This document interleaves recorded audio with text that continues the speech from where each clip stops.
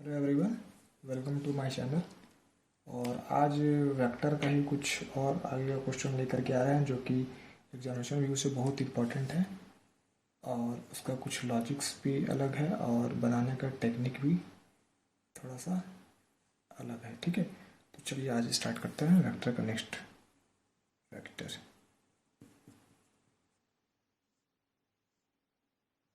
Lecture number 3। ठीक है, चलिए आज का पहला क्वेश्चन देखिए। ये क्वेश्चन को मैं लिख रहा हूँ अभी। ठीक है, find A vector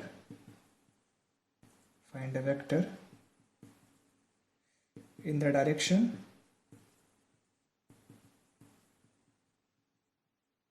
of vector 2i minus 3j plus 6k which has magnitude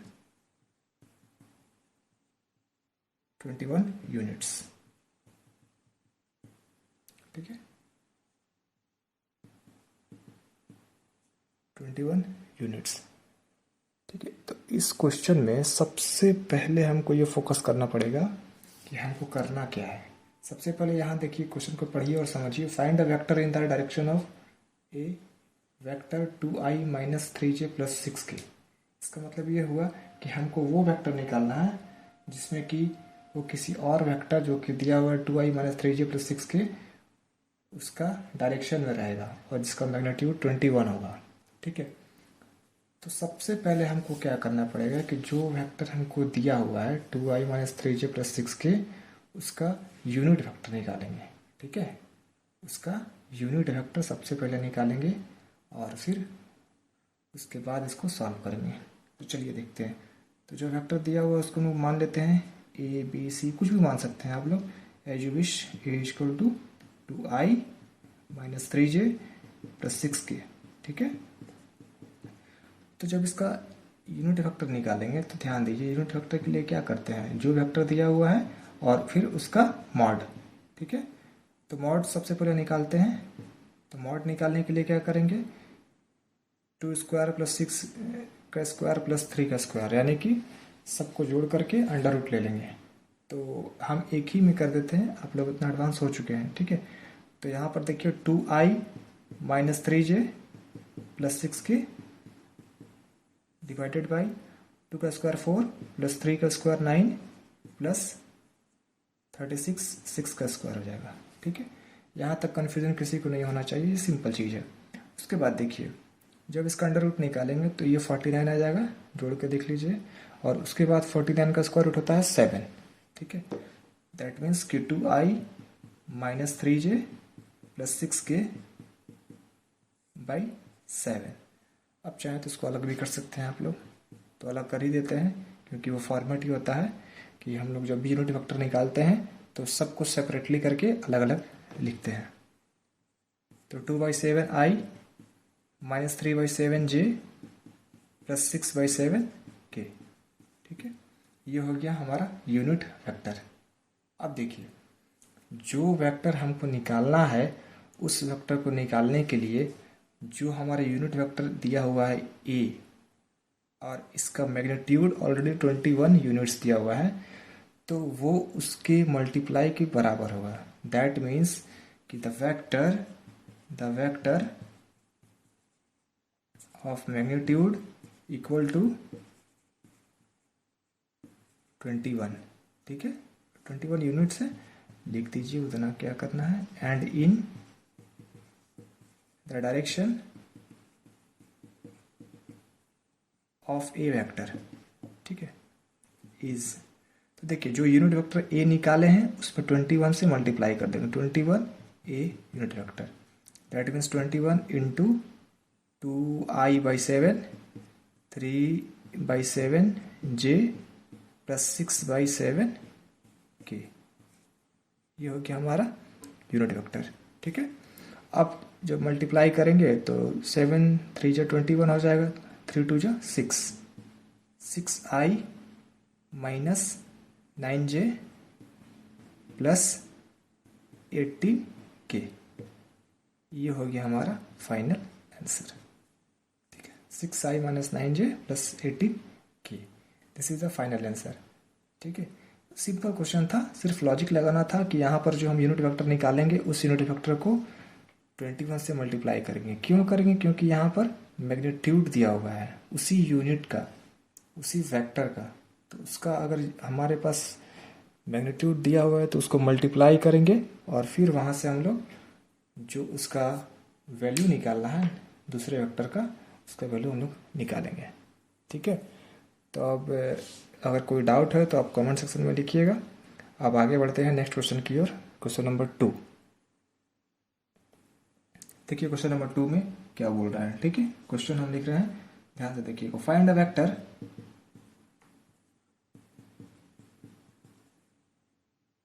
A of magnitude को सिर्फ हम शॉर्ट में लिखते हैं magnitude 5√2 making an angle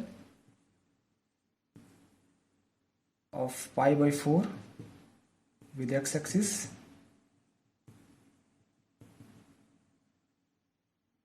π/2 with y-axis and an acute angle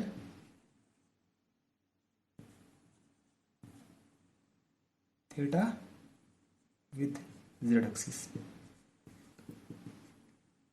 ठीक है, ये हमारा हो गया क्वेश्चन।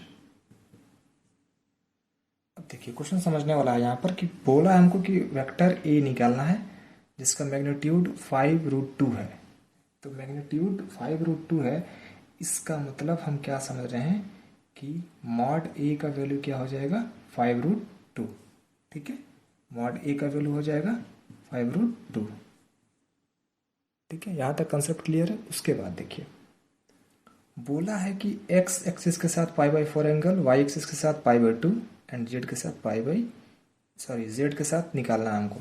एक चीज़ ध्यान दीजिए, वेक्टर का जो पहला लेक्चर था उसमें हम बताए थे कि अगर हमारे पास ये x हो गया, ये y हो गया, ये z हो गया और ये कोई पोजीशन वेक्टर है जो कि इसके साथ अल्फा बना रहा है एंगल, इसके साथ बीटा बना रहा है, इसके साथ गामा बना रहा है। ठीक है, और आगे चल के इसी को हम लोग माने थे कि कोसाइन में जब एंगल लेते हैं तो ये x का जो पार्ट होता है x equal to cos alpha, y equal to cos beta and z equal to cos gamma. ठीक है, ये हम फर्स्ट वीडियो में बनाए हुए हैं वेक्टर का, उसमें आप लोग देखिएगा। तो ये एक्स वाई जेड यही चीज़ इंडिकेट करता है एंगल को एक्सिस के साथ। तो एक्स के साथ एंगल है π/4 यानी कि कॉस π/4, वाई के साथ कॉस बीटा यानी कि π/2 और जेड वाला पार्ट हमको फाइंड आउट करना है। ठीक है, समझ में आ गया जो बताएं? तो चलिए देखते हैं कि क्या होता है। सबसे पहले एक चीज़ हम बताए थे कि आगे चल के हम लोग क्या करते हैं कि ये कॉस अल्फा जो होता है ना, इसको हम लोग एल मानते हैं, कॉस बीटा को मानते हैं एम एंड कॉस गामा को मानते हैं एन। ठीक है, यहाँ तक ये हम फर्स्ट वीडियो में एक्सप्लेन किए हैं, आप देख लीजिएगा। हम यहाँ क्वेश्चन पर आते हैं। अब एक चीज़ देखिए, जब एल का वैल्यू निकालते हैं L is equal to cos X के साथ जो एंगल होगा यानी कि कॉस अल्फा भी ले सकते हैं अपने हिसाब से, कॉस बीटा भी, कॉस गामा भी। जब कॉस एक्स लिए हैं तो ये एक्स का वैल्यू कितना है मेरे पास π/4, तो इस एक्स को डिलीट कीजिए और यहाँ पर लिखिए π/4। तो अब एक बात बताइए, कॉस π/4 यानी कि कॉस 45 डिग्री हो गया और कॉस 45 डिग्री का वैल्यू कितना होता है 1/√2। सिमिलरली अगर एम के लिए निकालते हैं तो कॉस एम वाई के साथ एंगल बनाएगा, वाई के साथ कितना है π/2, तो यानी कि cos π/2 is equal to cos 90 का वैल्यू होता है 0। ठीक है, तो मेरे पास एल का वैल्यू आ गया 1/√2 एंड एम का वैल्यू आ गया 0 और मॉड ए का वैल्यू मेरे पास दिया हुआ है 5√2। ठीक है, यहाँ तक क्लियर हो गया। और एक चीज़ हमको बोला है कि अब देखिए थीटा जो है वो angle, theta is the angle किसके साथ है विद जेड एक्सिस। तो जेड एक्सिस के साथ जब थीटा एंगल है तो हम यहाँ से बोल सकते हैं कि एल निकल गया, एम निकल गया मेरे पास। तो थीटा वाला जो एंगल है लास्ट वाला जेड के साथ है, यानी कि एन का वैल्यू निकालना है। एन मतलब कॉस थीटा, जो जेड के साथ एंगल बनाएगा वो मुझे निकालना है। ठीक है, अब आगे देखिए क्या होता है, आगे का वैल्यू कैसे निकलेगा। तो ध्यान से देखिए, एक चीज़ हम बताते हैं, ऊपर वाला पार्ट को पहले थोड़ा सा मिटा देते हैं। ठीक है, जस्ट वेट। देखिए, डायरेक्शन क्वेश्चन का जो हम फर्स्ट वीडियो में बनाए थे और उसमें बताए भी थे कि उसमें जब डायरेक्शन क्वेश्चन का रिलेशन होता है, क्या होता है, L square plus M square plus N square is equal to 1। ठीक है, तो यहाँ से एक चीज़ देखिए, एल स्क्वायर, एल का वैल्यू कितना आ गया है 1/√2, तो 1/√2 का स्क्वायर कितना हो जाएगा 1/2 प्लस एम स्क्वायर, एम का वैल्यू 0, 0 का स्क्वायर 0 हो जाएगा। ठीक है, और एन स्क्वायर, एन तो हमको निकालना है, तो एन स्क्वायर को एज इट इज छोड़ दीजिए, इज इक्वल टू 1। तो यहाँ से एक चीज़ देखिए, N square equal to value क्या आ जाएगा 1 माइनस 1/2, तो 1 माइनस 1/2 क्या हो जाएगा 1/2। This implies N is equal to, N का वैल्यू क्या हो जाएगा मेरे पास 1/√2। अब एक चीज़ सोचिए, एन का वैल्यू 1/√2 हो गया, तो यही एन वैल्यू हमको कॉस थीटा में देता है। कॉस थीटा का मतलब हो गया कि एन इज इक्वल टू हमारे पास आ गया कॉस थीटा। दिस इम्प्लाइज, तो कॉस थीटा आ गया तो हमको थीटा निकालना है पहले। तो cos theta is equal to हो जाएगा हमारे पास, cos theta is equal to हो जाएगा 1/√2, और यहाँ से आप लोग जानते हैं कि थीटा का वैल्यू कितना हो जाएगा 1/√2 45 में होता है, 45 के लिए हो जाएगा पाई/4, पाई/4। ठीक है, ये आ जाएगा मेरे पास थीटा का वैल्यू पाई/4। तो यहाँ से क्या देखें कि एल निकल गया, एम निकल गया, एन निकल गया, तीनों निकल गया मेरे पास। तो अब जो लाइन है मेरे पास, जो भी हमको वेक्टर निकालना है उसका जो लाइन होगा, उसके लिए हमको सबसे पहले क्या चाहिए, डायरेक्शन कोसाइन। क्यों, क्योंकि एल/एन में रिलेशन दिया हुआ है, और अगर डायरेक्शन कोसाइन हमको पता चल जाएगा तो सारा काम हो जाएगा। और आपको पता है कि ये L/M/N जो है वही डायरेक्शन कोसाइन है। तो थोड़ा सा नीचे वाला पार्ट को हम हटा देते हैं। ठीक है, ठीक है, अब देखिए एल आ गया मेरे पास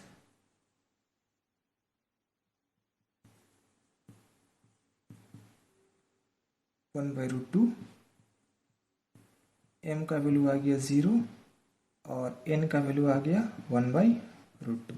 यानी कि जो डायरेक्शन कोसाइन है, इसको डायरेक्शन कोसाइन बोलते हैं, डीसी शॉर्ट में लिख रहे हैं। डायरेक्शन जो कोसाइन है किसका, लाइन का, ऑफ लाइन, वो क्या आ गया 1/√2, 0, 1/√2। अब एक फार्मूला होता है, फार्मूला ये होता है कि अगर हम कोई भी वेक्टर को निकालते हैं तो वो वेक्टर निकालने के लिए vector A is equal to जो वेक्टर हमको दिया हुआ है उसका मॉड, यानी कि वेक्टर ए का मॉड मल्टीप्लाई बाय कॉस किसमें, थीटा में। तो थीटा एक्स के लिए, फिर थीटा वाई के लिए, फिर थीटा जेड के लिए। तो एक्स के लिए एंगल कितना दिया हुआ है पाई/4, पाई/4 आई, प्लस कॉस सेकेंड वाले के लिए 0 डिग्री है यानी कि 90, पाई/2 जे, प्लस कॉस पाई/4 के। ठीक है, कॉस पाई/4 आई प्लस कॉस पाई/2 जे प्लस कॉस पाई/4 के, ये वैल्यू हो गया।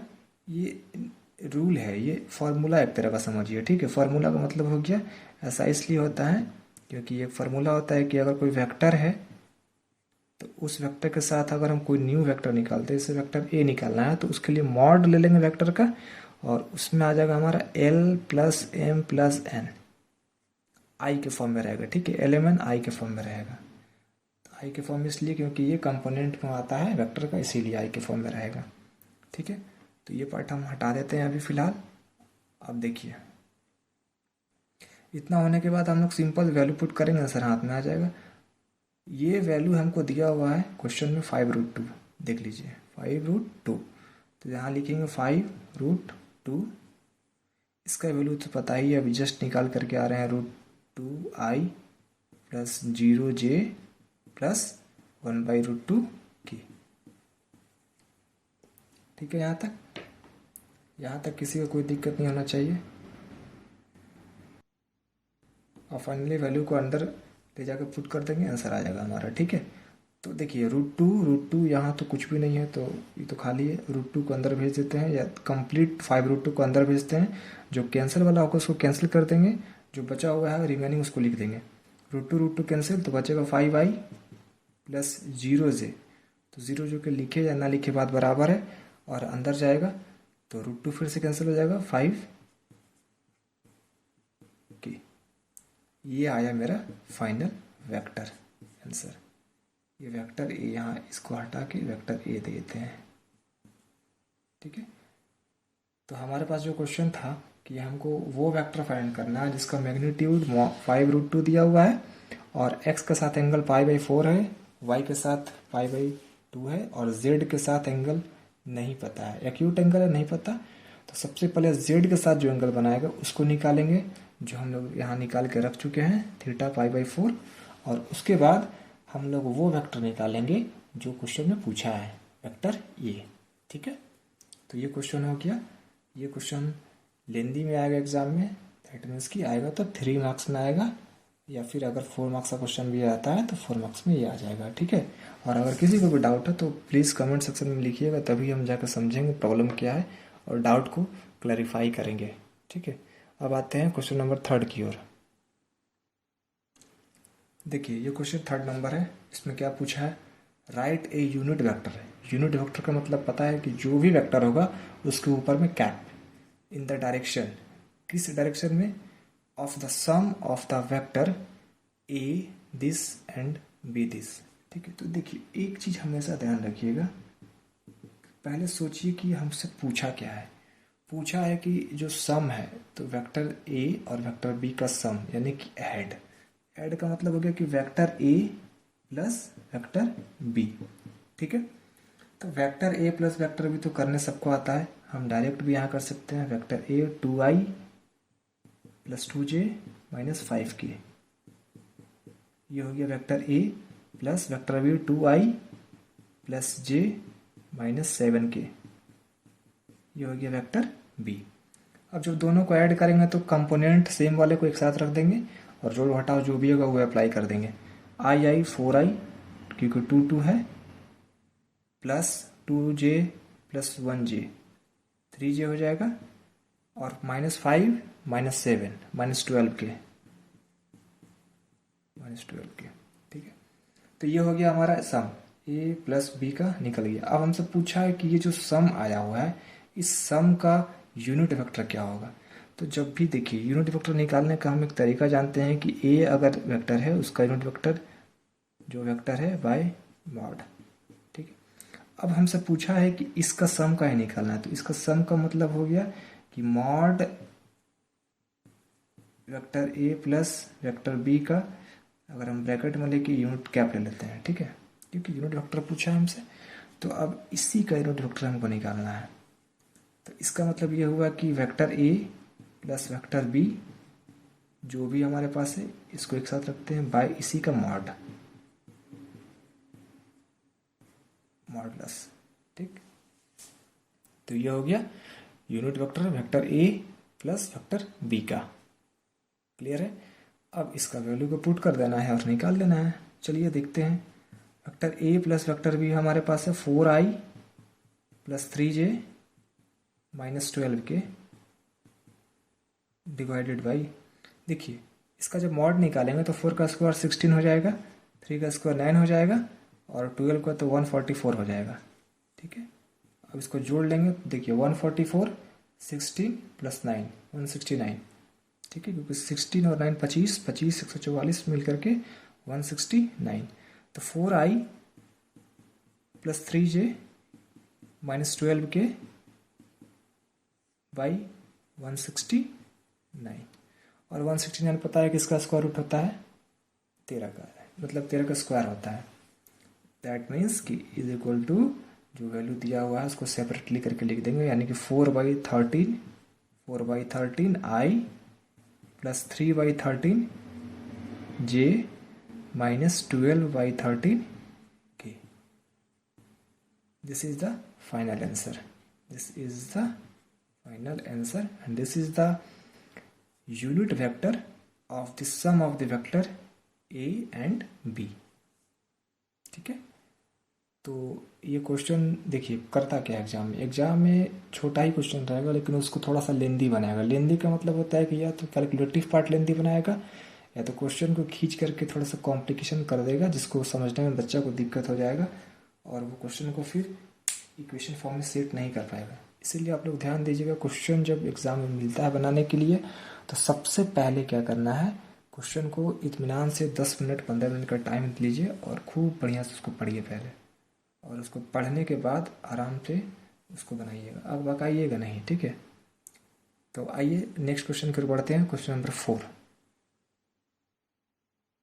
देखिए, क्वेश्चन नंबर 4 में क्या पूछता है, find the value of P. P का वैल्यू निकालना हो, कहीं ना कहीं दिया होगा जरूर।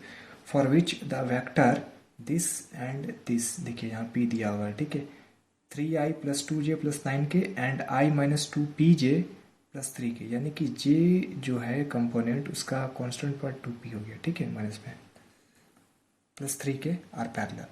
तो देखिए जब दो वेक्टर पैरेलल होता है तो वो अपना कोफिशिएंट का प्रोपोर्शनल होता है। दैट मीन्स कि ये हुआ कि देखिए ये और ये वेक्टर अगर पैरेलल है तो इसका मतलब इसका i का जो कोफिशिएंट है 3 बाई इसका 1, ये इक्वल हो जाएगा 2 by minus 2p is equal to 9/3। ठीक है, ये अपना वेक्टर का नेचर होता है कि अगर दो वेक्टर पैरेलल होगा तो उसका कंपोनेंट जो है आपस में प्रोपोर्शनल हो जाता है, प्रोपोर्शनल होकर के इक्वल हो जाता है। ठीक है, इसलिए 3/1 2 बाई माइनस 2p एंड 9/3। ठीक है, 9/3 कट के तो 3/1 ही आ जाएगा, यहाँ काट सकते हैं हम लोग, कोई दिक्कत नहीं है। अब देखिए यहाँ से हमको पी का वैल्यू निकालना है, तो सिंपल चीज़ है, पी का वैल्यू आराम से निकल सकता है। आप इससे ले लीजिए चाहे इससे ले लीजिए, बात बराबर है। Implies that 2y minus 2p is equal to 3। ये 2 भी कैंसिल हो जाएगा, काट देते हैं। तो जब p निकालना होगा तो यहाँ सबसे पहले minus 1/p is equal to 3, implies that p is equal to minus 1/3। हो गया आंसर। ठीक है, ये क्वेश्चन बहुत ही सिंपल था, ये क्वेश्चन सिर्फ 1 नंबर में ही आ सकता है। ठीक है, हम इसलिए बताएं क्योंकि आप लोगों को इसको अगर मान लीजिए लॉजिक नहीं पता है कैसे बनाएंगे, किसके सॉल्व करेंगे, इसको पी के वैल्यू कैसे निकालेंगे, क्योंकि बहुत बच्चा क्या करता है पी के वैल्यू निकालने के लिए कुछ और तरीका कहीं ना कहीं से यूज़ करने लगता है, तो वो सटीक फॉर्मेट नहीं है। ठीक है, एक अगर क्वेश्चन एक ही बनाइए लेकिन उसका बेसिक समझ के बनाइए, उसका आइडिया समझ के बनाइए। ठीक है, तो 1 नंबर का क्वेश्चन था, काफ़ी इजी क्वेश्चन था ये। ठीक है, ज़्यादा कॉम्प्लिकेटेड नहीं था, आराम से बना सकते हैं। ठीक है, अब आते हैं नेक्स्ट क्वेश्चन की ओर। देखिए ये भी क्वेश्चन सिंपल है, ज़्यादा टफ नहीं है, ये भी आएगा तो 1 मार्क्स में ही आएगा। चलिए देखते हैं ये क्वेश्चन को भी, ये भी थोड़ा सा लॉजिकल क्वेश्चन है, देखते हैं। देखिए क्वेश्चन नंबर 5। ठीक है, इसमें क्या पूछ रहा है, ध्यान से देखिएगा। Write the value of cosine. Cosine का मतलब कॉस का रिलेशन। कॉस का रिलेशन जस्ट अभी फर्स्ट क्वेश्चन में देखे थे कि कैसे हम लोग सेकंड नंबर में cos alpha, cos beta, cos gamma X Y Z के साथ, तो वही cosine. Cosine the angle which the vector this makes Y axis, तो वाई एक्सिस के साथ है, यानी कि सेकेंड वाला। सेकेंड वाला का मतलब है, सपोज थोड़ा सा आइडिया हम दे रहे हैं बेसिक फिर से, क्योंकि सेकंड क्वेश्चन में भी हम आइडिया दिए थे, ध्यान से देखिएगा। अगर कोई भी वेक्टर है मेरे पास, ठीक है, अगर कोई भी वेक्टर मेरे पास है और इसका अगर मैग्नीट्यूड दिया हुआ है और कोसाइन के फॉर्म में बता रहे हैं, ठीक है, तो इसको लिखने का तरीका देखिए। एक होता है कॉस अल्फा, एक्स में जो एंगल हो गया आई, प्लस कॉस बीटा जे, प्लस कॉस गामा के।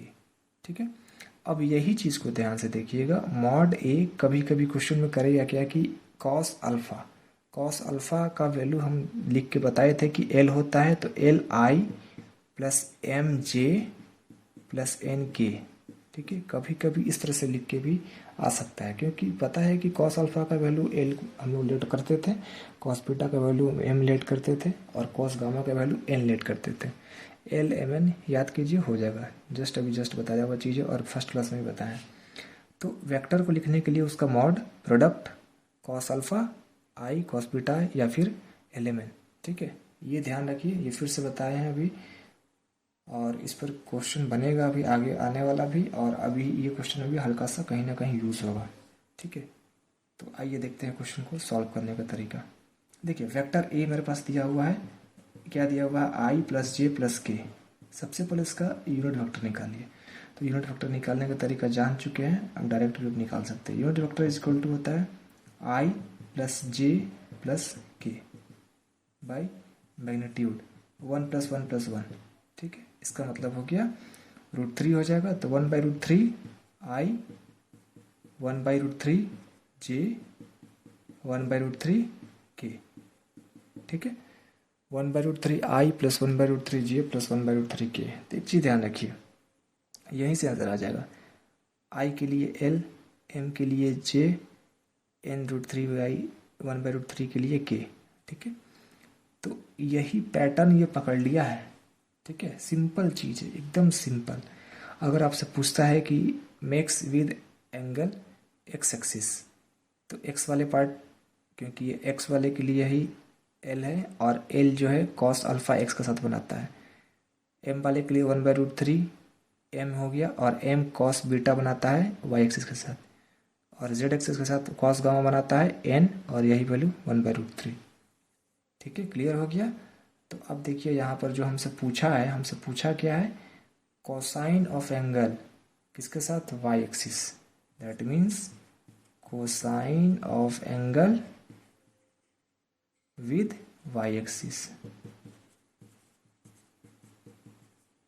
इज 1/√3, ठीक है। ये हो गया हमारा आंसर।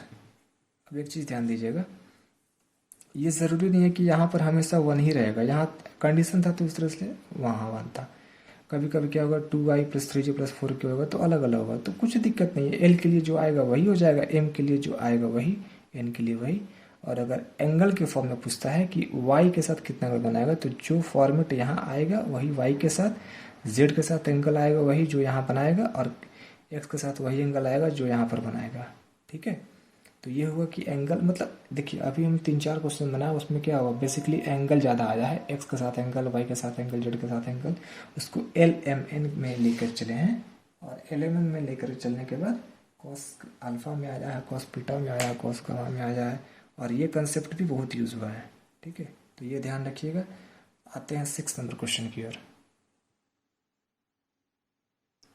तो देखिए ये क्वेश्चन नंबर 6 है, और इसमें क्या पूछा है, देखिए find the angle between x axis, यानी कि एक्स एक्सिस के साथ निकालना है ये वाला। तो एक्स के साथ क्या आता है पता ही है आपको, एल लिखते हैं, और एल के लिए क्या लिखते हैं, कॉस अल्फा, ठीक है। ये कंसेप्ट क्लियर हो गया। अच्छा अब किसके साथ निकालना है, वेक्टर दिया हुआ है आई प्लस जे प्लस के, ठीक है। इस वेक्टर के साथ हमको एंगल निकालना है कि कितना एंगल उसका होगा, ठीक है। किसके साथ निकालना है, एक्स एक्सिस के साथ, यानी कि इस वेक्टर का एंगल निकालना है एक्स एक्सिस के साथ कि कितना डिग्री एंगल पर ये वेक्टर उस पर इंक्लाइन रहेगा। तो सबसे पहला काम है इसका यूनिट वेक्टर निकालना। चलिए इस वेक्टर को मान लेते हैं वेक्टर ए, लेट।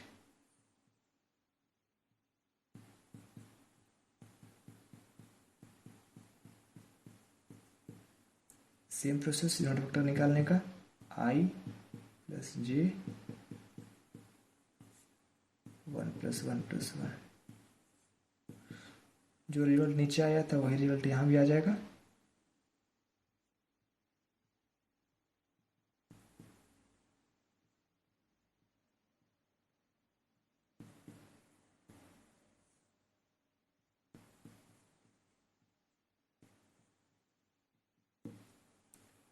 ठीक है, एक काम करते हैं, इसको यहाँ बगल में लिख देते हैं, ठीक है।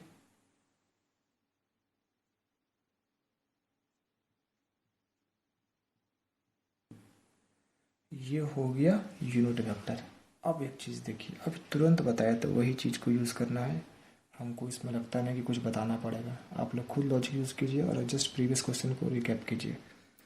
क्या बताए थे भाई, जस्ट ये जो पार्ट है हमारे पास, ये पार्ट हमको क्या डिनोट करता है, या तो इसको एल ले लीजिए, L I plus M J plus N K, या तो cos alpha I cos beta J cos gamma K. ठीक है, निकालना क्या है, एक्स के साथ एंगल निकालना है।